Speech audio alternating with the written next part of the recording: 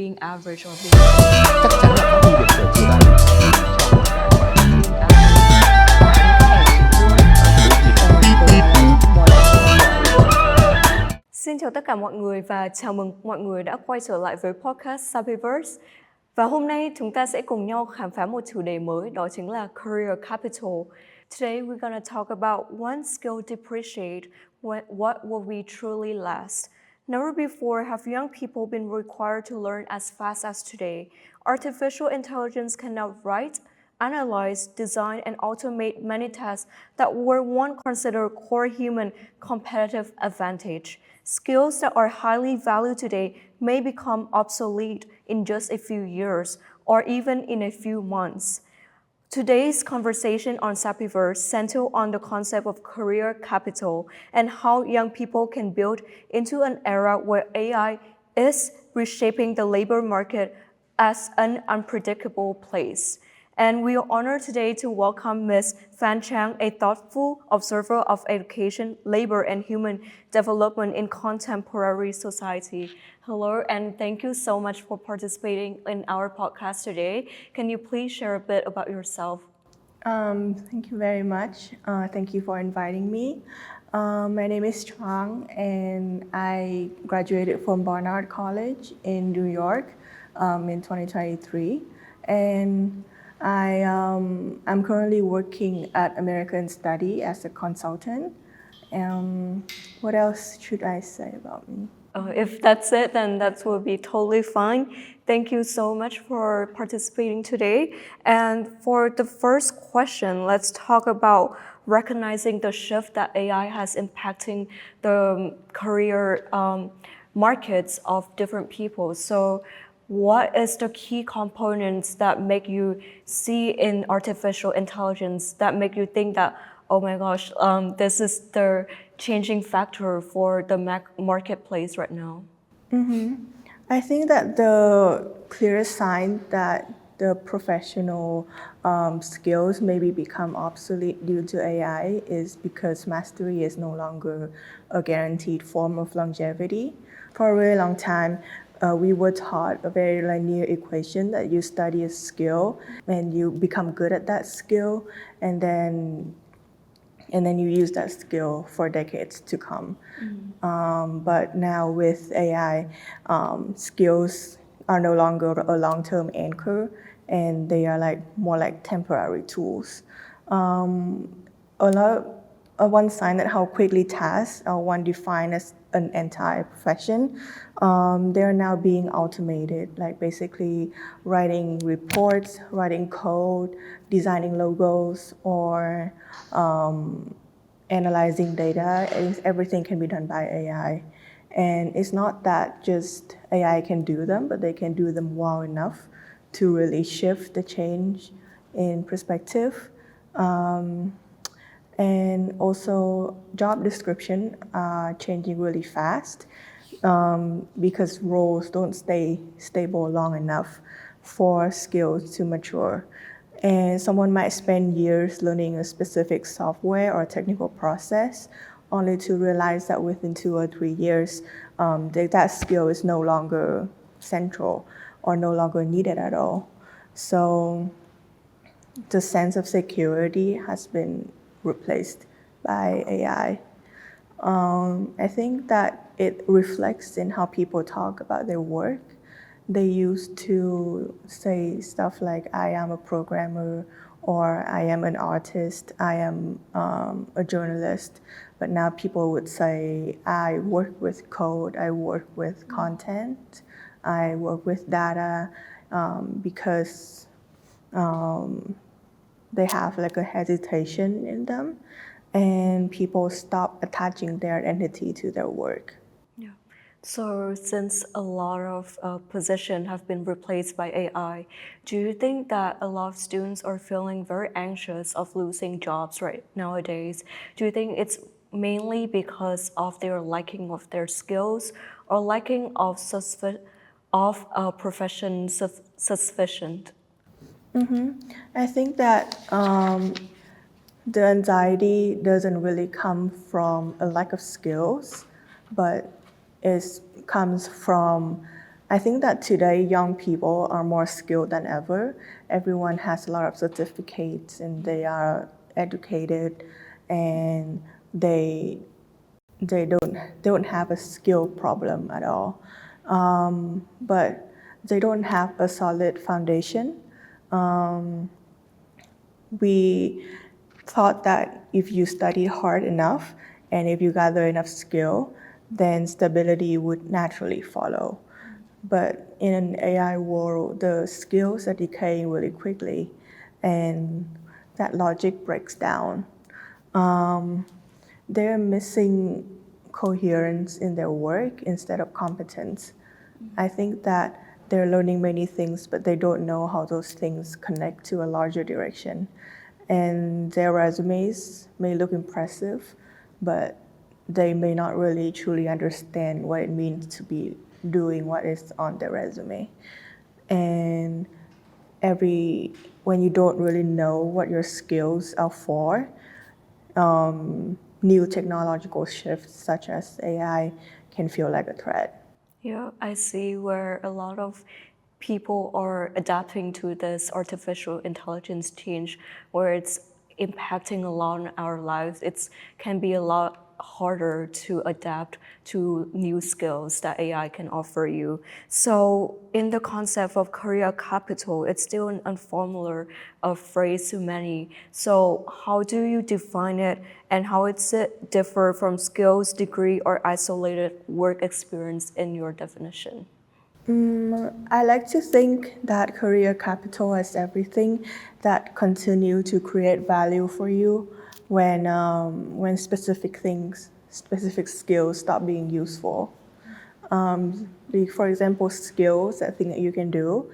Degrees are things that you have completed, and work experience is what you've been exposed to.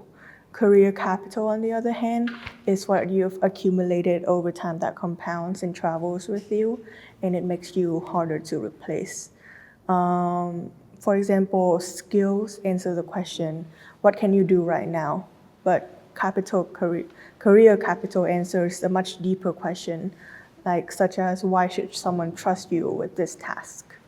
Career capital is built from patterns and it has a lot of transferability.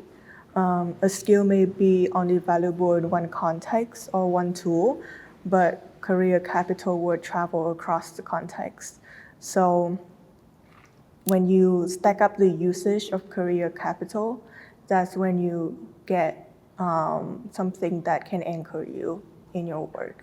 Yeah, thank you so much for your insightful thoughts. Also, AI can now replicate a lot of human behavior and also sometimes perform even better. So what are the key components of career capital? Do you think that AI cannot replace or it will be impossible to replace human tasks? Yes.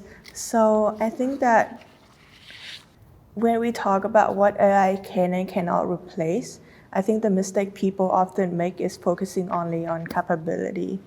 AI can write, design, and reason, but career capital is just not about what produces output, but it's about what entrusts responsibility and influence over time. And AI still struggles with that. So I think something that is hard to replace is judgment under uncertainty. AI works better when patterns are clear and data is abundant, but in the real world, there are a lot of things that are uncertain, and it's best when human judgment comes in from what we now call career capital. And another thing is contextual understanding. I think that AI can process information, but humans live inside systems like culture, social dynamics, and power structures. Knowing what to say is really different from knowing when to say it, and for whom and why. And that's why that's a sensitivity that is built from presence and consequence, not like just training data. I can see that judgment is such a fundamental part of human being that AI cannot replace. However, what would you say would be the top key components of career capital that you would advise for young children right now to sustain a long-term career goal? If I had to prioritize the most essential components of career capital for long-term sustainability in the age of AI, I wouldn't think of technical ability, but I start with how a person thinks, adapts, and relates to uncertainty. The first and foremost foundation is learning agility. It's not just the ability to learn new tools, but the ability to unlearn old assumptions. In an AI-driven world, what keeps people relevant isn't how much they know, but how quickly they can reorient themselves when the rules change. So people with strong learning agility don't panic when the skills become obsolete. They see it as information. And then there's also judgment and decision making, of course. I think that AI can handle execution, but humans' value is equally or even more important in the age of AI. We have to decide what problems are worth solving and what trade-offs are acceptable and when to rely on AI versus human insight. I think that judgment is really important. Thank you for your answer. And also another question, how do professional reputation, independent thinking, and personal identity can contribute to creating a lasting value in today's labor market? In today's labor market, where skills can be replicated and output can be generated instantly, identity and reputation become signals of trust. They help others decide not just what you can do, but who you are to work with. And that distinction is becoming more valuable over time.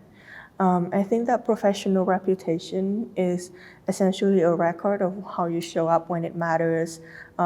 It's built slowly through your consistency and reliability, how you handle pressure under uncertainty.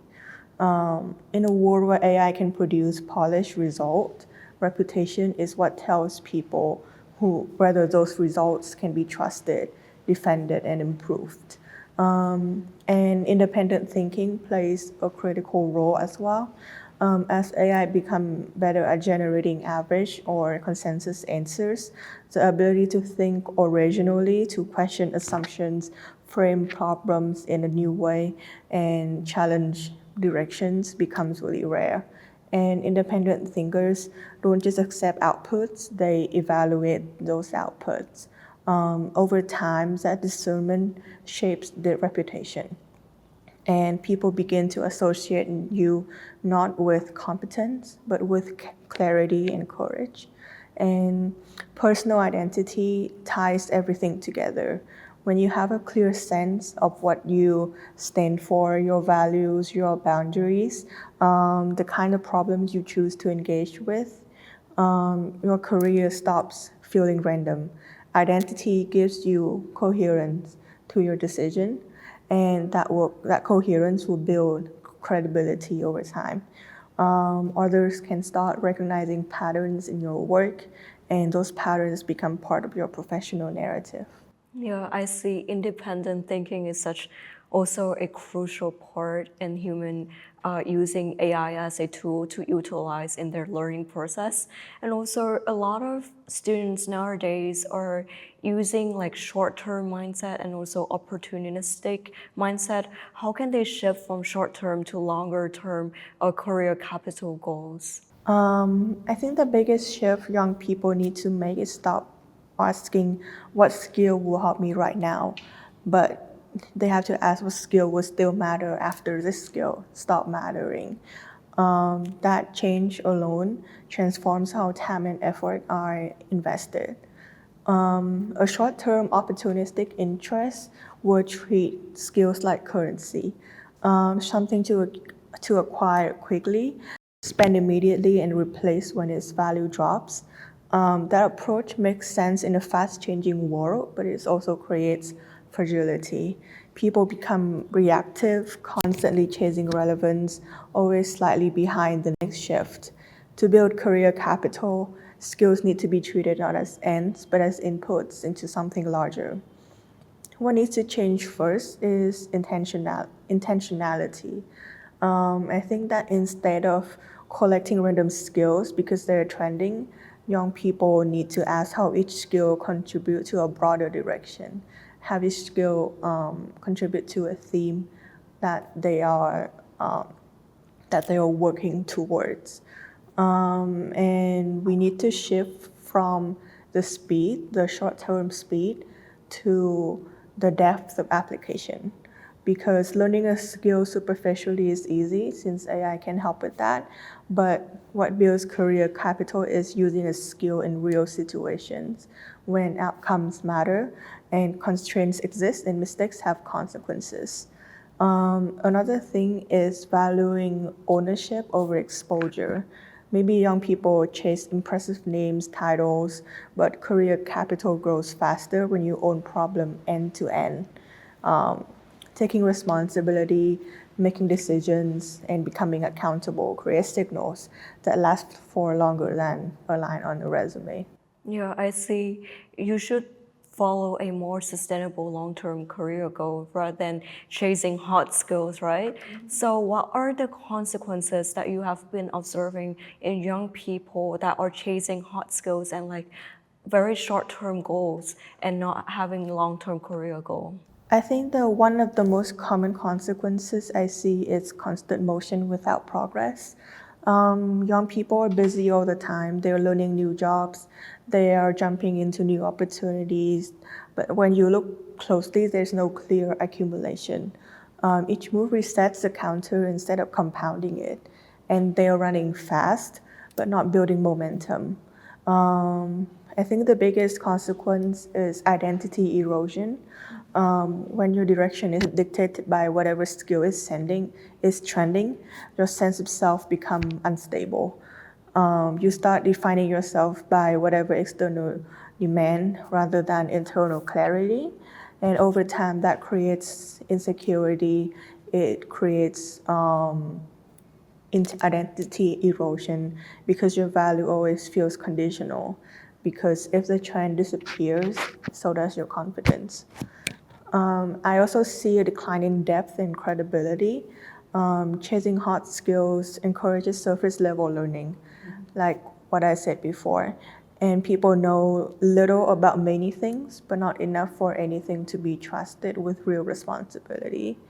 And in the long run, that makes it harder to stand out.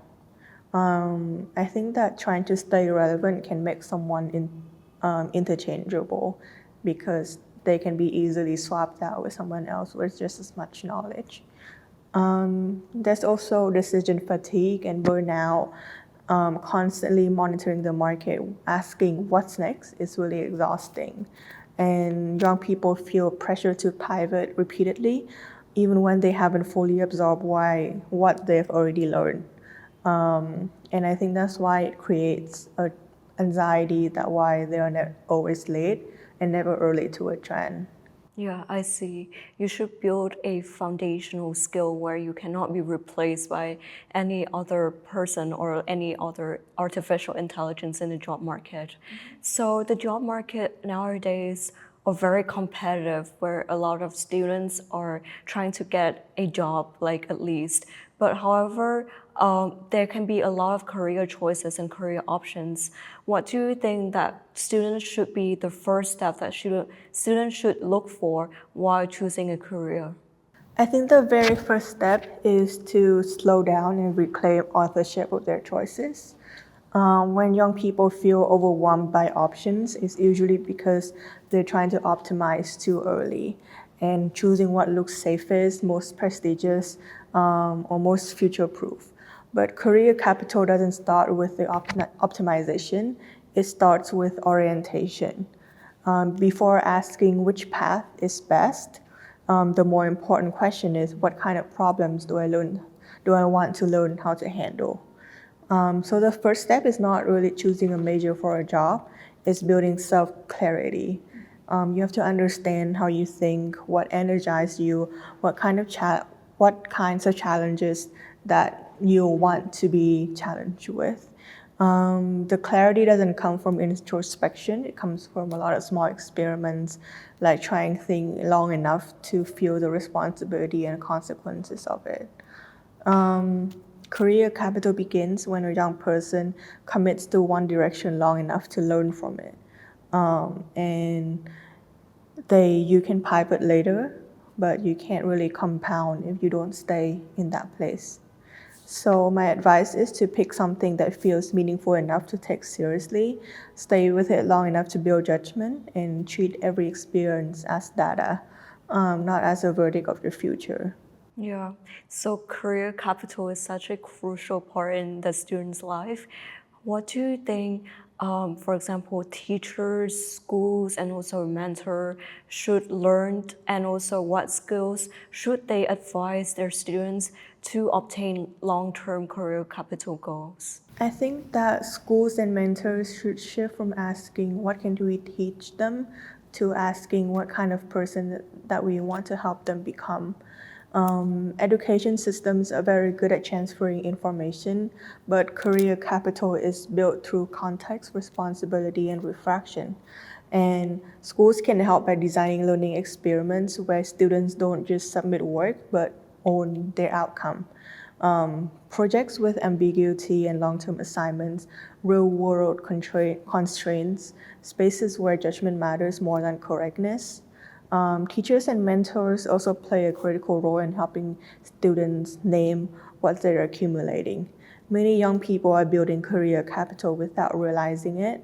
Mentors can help them connect experiences into the narrative.